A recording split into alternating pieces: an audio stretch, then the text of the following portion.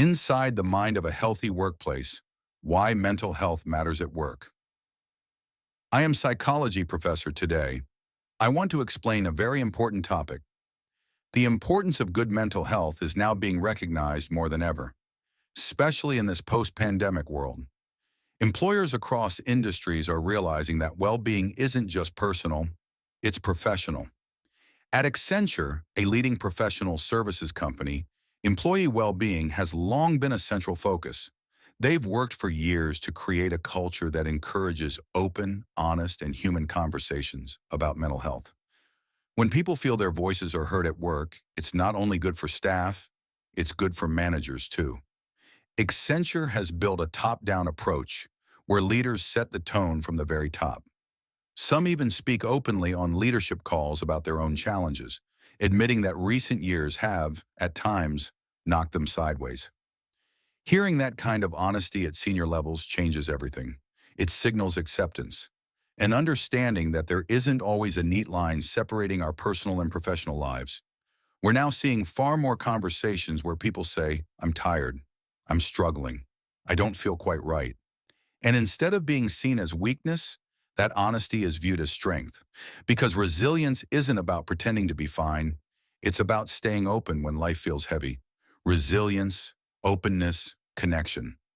Alex, one of Accenture's employees, joined the company at one of the hardest points in her life. "My brother had taken his own life," she recalls. "I was in desperate need of support. Through Accenture's mental health ally training, Alex found what she needed most: connection. Listening to others' stories, she realized she wasn't alone. That shared experience helped normalize what had once been a silent struggle.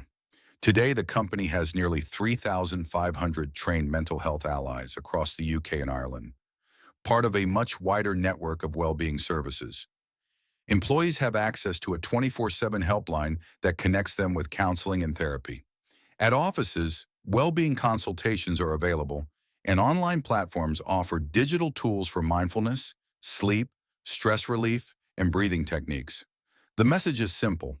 More people are talking about life's pressures, but not enough are sharing how they truly feel. Encouraging those conversations early might just prevent deeper mental health crises later on. A mental health ally can be any colleague, someone who listens, who notices subtle changes, and who cares enough to check in.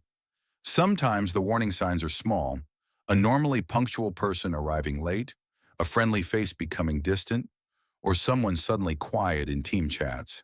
One employee shared, "The first time I struggled with depression, I told my manager. She said, 'I understand, but don't bring it into work.'" That response, while well-intentioned, highlights the old stigma we still need to dismantle. Today, Accenture's culture is different. From yoga clubs that nurture both physical and mental health to networks of trained allies, support is built into daily life, not tacked on as an afterthought.